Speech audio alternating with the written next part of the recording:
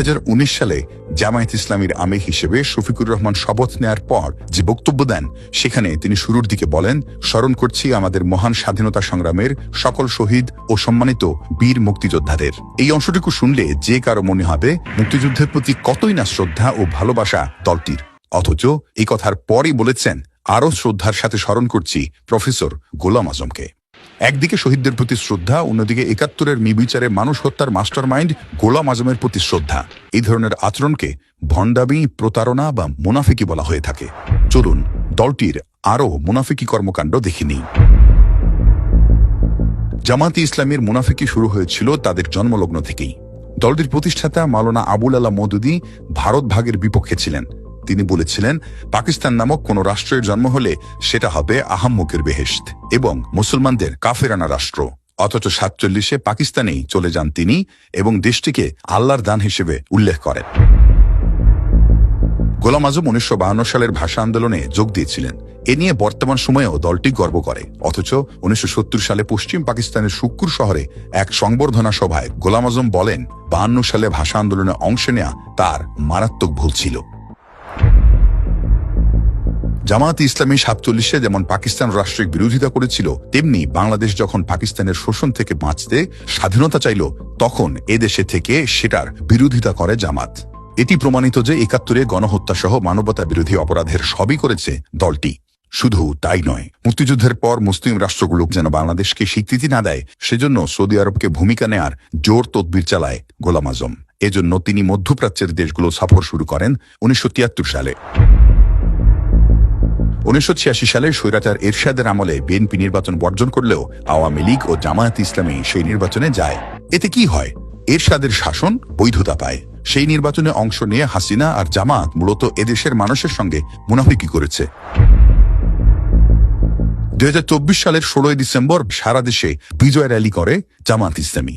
সেই ডিসেম্বরে শিবির প্রকাশিত ছাত্র সংবাদ সংখ্যায় ছাপা হয়েছে, অনেক মুসলিম না বুঝে মুক্তিযুদ্ধে জড়িয়ে পড়েছিল। এটা তাদের ব্যর্থতা ও অদূরদর্শিতা ছিল। একদিকে মুক্তিযুদ্ধকে বিদ্রুপ করা, আরেকদিকে বিজয় র্যালি বের করা জামাতের মুনাফিকির সবচেয়ে বড় প্রমাণ। জামাতের আরও একটি বড় মুনাফিকি হলো ভারত বিষয়ে তাদের অবস্থান। গোলাম আজম থেকে শুরু করে দলটির সব নেতা সাধারণ মানুষের কাছে নিজেদের ভারত বিদ্বেষী হিসেবে তুলে ধরেছে। অথচ 2024 সালের 22 নভেম্বর কলকাতার আনন্দবাজারকে দেয়া সাক্ষাৎকারে দলটির আমির শফিকুর রহমান বলেছেন, জামায়াতে ইসলামীর ভারত বিরোধিতা যে ধারণা, সেটি ভিত্তিহীন। ভারতের সঙ্গে জামায়াত সুসম্পর্ক বজায় রাখতে চায়। এর আগে 2024 সালের 28 আগস্ট গণমাধ্যমের সম্পাদক ও জ্যেষ্ঠ সাংবাদিকদের সঙ্গে মতবিনিময় সভায় জামায়াতের আমির বলেন, ভারতের সঙ্গে বন্ধুত্বের সম্পর্ক চায় জামায়াত। 5 আগস্টের পর থেকে জামায়াত ইসলামী ইনিয়ে বিনিয়ে জুলাই আন্দোলনকে নিজেদের একক কৃতিত্ব হিসেবে প্রতিষ্ঠিত করার চেষ্টা করছে।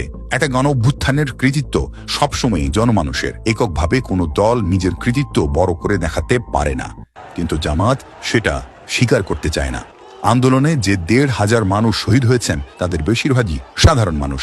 এমনকি তাদের চেয়ে 5 গুণ বেশি কর্মী নিহত হয়েছে বিএনপির। জুলাই আন্দোলনে একদিকে নিজেদের অনেক ত্যাগ ও সংগ্রামের কথা বলে জামায়াত ইসলামী, অন্যদিকে আবার আওয়ামী লীগকে ক্ষমা করে দেওয়ার কথাও বলে। 2024 সালের 14 নভেম্বর জামায়াতের আমির বলেন, আমি বারবার ফ্যাসিজম আর ফ্যাসিস্ট বলা পছন্দ করি না। এর আগে 3রা সেপ্টেম্বর জামায়াতের আমির ঘোষণা দেন, আওয়ামী লীগ সরকার যে নির্যাতন করেছে তা ক্ষমা করে দেওয়া হলো। জুলাই গণহত্যার জন্য বিএনপি আনুষ্ঠানিকভাবে আওয়ামী লীগের বিচার চেয়েছে প্রধান উপদেষ্টার কাছে, কিন্তু জামাত এখনো সেরকম কোনো দাবি আনুষ্ঠানিকভাবে করেনি। জুলাই আন্দোলনের সময় বসুন্ধরা গ্রুপের মালিকানাধীন মিডিয়াগুলো, বিশেষ করে কালের কণ্ঠ পত্রিকা, হাসিনার পক্ষ নিয়ে ছাত্র আন্দোলনকে বিকৃত করে নানা রকম অপপ্রচার চালায়। অথচ পত্রিকাটির প্রতিষ্ঠা বার্ষিকীতে জুলাই আন্দোলনে ভূমিকা রাখার জন্য ধন্যবাদ জানিয়ে ভিডিও বার্তা পাঠান ছাত্র শিবিরের সেক্রেটারি নুরুল ইসলাম সাদ্দাম। জুলাই গণ অভ্যুত্থানে ফ্যাসিবাদ বিরোধী যে কাভারেজ, সেটি প্রশংসার দাবি রাখে। ব্যাংক লুটের ক্ষেত্রে এসআলম গ্রুপের সহযোগী হয়ে নাবিল গ্রুপ আত্মসাৎ করেছে 13,000 কোটি টাকা। অথচ রাজশাহীতে জামায়াতের কর্মী সম্মেলনে একেবারে মঞ্চে উপস্থিত ছিলেন এই নাবিল গ্রুপের চেয়ারম্যান আমিনুল ইসলাম স্বপন। ঘটনাটি 2025 সালের 18 জানুয়ারি। জামায়াত ইদানিং চাঁদাবাজির বিপক্ষে সরব হয়েছে, অথচ 13,000 কোটি টাকা লুট করা নাবিল গ্রুপের বিপক্ষে কিছু বলা তো দূরের কথা, উল্টো তাদের কাছ থেকে সুবিধা নিচ্ছে জামাত।